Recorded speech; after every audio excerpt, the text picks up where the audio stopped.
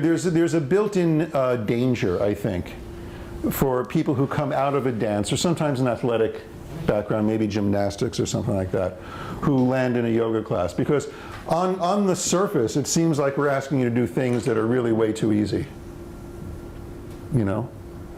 Do this shape, do that balance, do that split, do that arm support or whatever. And it's like, if you're a dancer or a gymnast, these are things that are familiar to you. These are movement skills that you have. It's strength and flexibility to put your body into shapes or balances or whatever that you basically already have. And so it may seem like, well, this yoga stuff is easy. And that's where the danger is. And that's where it should hopefully be pointed out right away to somebody like that. It is not about how far you can go. You know, it's not about, oh, what's the next level of flexibility we can push you into, or we can allow you to push yourself into.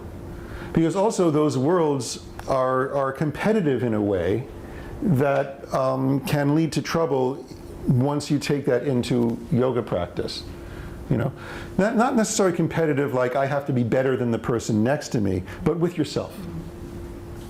You know, and there's a way of, a mentality of pushing through pain to get where you want to get to, that also sometimes comes with somebody when they come from that world, you know.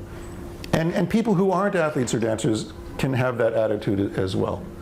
So one of the reasons we look at the basic nature of these joints is to come at the body with a certain respect for what has evolved to do over, you know, hundreds of millions of years. And use that at least as a starting point for exploring its possibilities.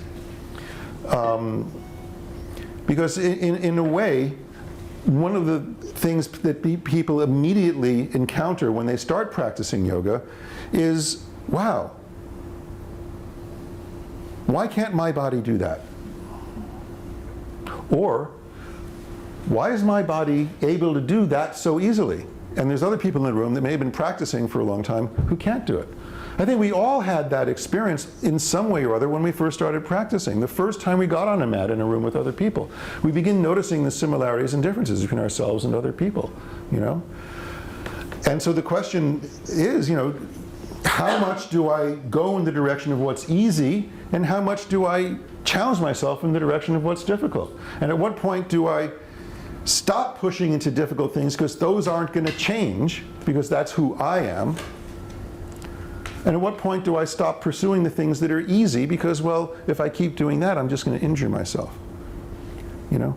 And that's the Ishvara Pranidhana Tapas Swadhyaya context of yoga practice. So whether we're made conscious of it or not, it's there.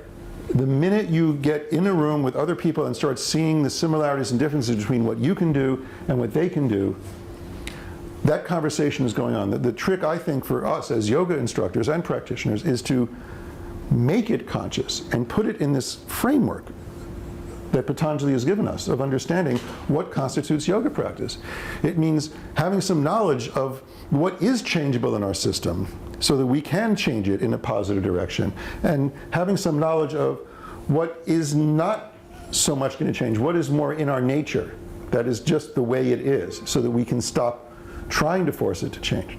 And of course the Swadhyaya is what gives us that ability to discriminate one from the other.